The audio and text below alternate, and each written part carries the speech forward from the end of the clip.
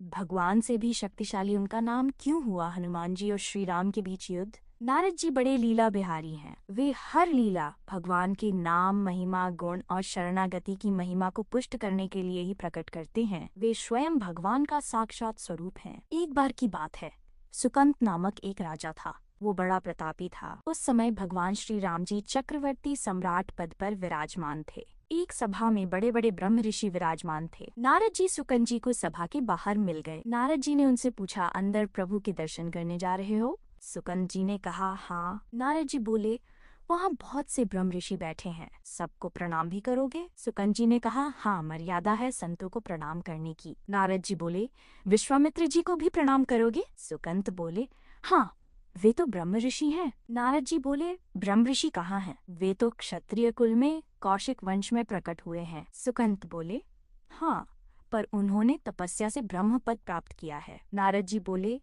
पर मूल में तो क्षत्रिय ही है ना? सुकंत बोले, आप कहना क्या चाहते हैं? नारद जी बोले, उन्हें बस ऐसे ही प्रणाम कर लेना, माथा मत रखना, बाकी सब ऋषियों के आगे माथा टेक लेना। विश्वामित्र जी का राजा सुकंत द्वारा अपमान। इसके बाद सुकंत जी भगवान के दरबार में गए। उन्होंने भगवान को नमन किया, सभी ऋषियों के चरणों में मस्तक रखा। पर जब विश्वामित्र जी के पास पहुंचे तो केवल हाथ जोड़कर प्रणाम किया, लेकिन माथा नहीं रखा। विश्वामित्र जी ने ध्यान तक नहीं दिया। सभा पूर्ण हुई। इसके बाद नारद जी विश्वामित्र जी के पास आकर बैठे। नारद जी ने विश्वामित्र जी से पूछा, आपने कुछ देखा? विश्वामित्र जी बोले, क्या? नारद जी बोले, सुकंत को। विश्वामित्र जी बोले, क्या बात हुई? मैंने तो ध्यान नहीं दिया। नारद जी बोले, सुकंत ने सबको माथा टेककर प्रणाम किया, आपको बस ऐसे ही प्रणाम कर दिया। विश्वामित्र जी बोले, हाँ, उसने ऐसे तो किया, पर इस बात पर मेरा ध्यान नहीं गया। इसका कोई विशेष कारण है? नारद जी बोले, हाँ, वो कह रहे थे कि आप मूल में तो क्षत्रिय ही हैं,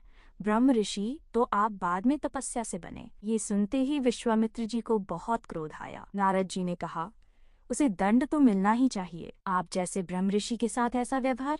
नारद जी ने वहां सुकंत को विश्वामित्र जी का अपमान करना सिखाया और यहाँ उनकी शिकायत भी कर दी। इसमें उनका कुछ विशेष उद्देश्य था।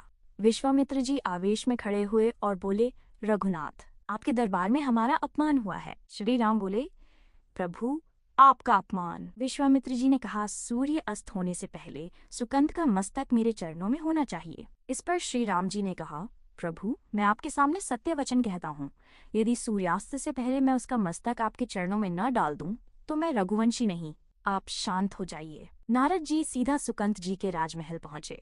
वो सुकंत जी से बोले, अब तो शाम तक मारे जाओगे। भगवान श्री राम ने संकल्प कर लिया है कि तुम्हारा गला काट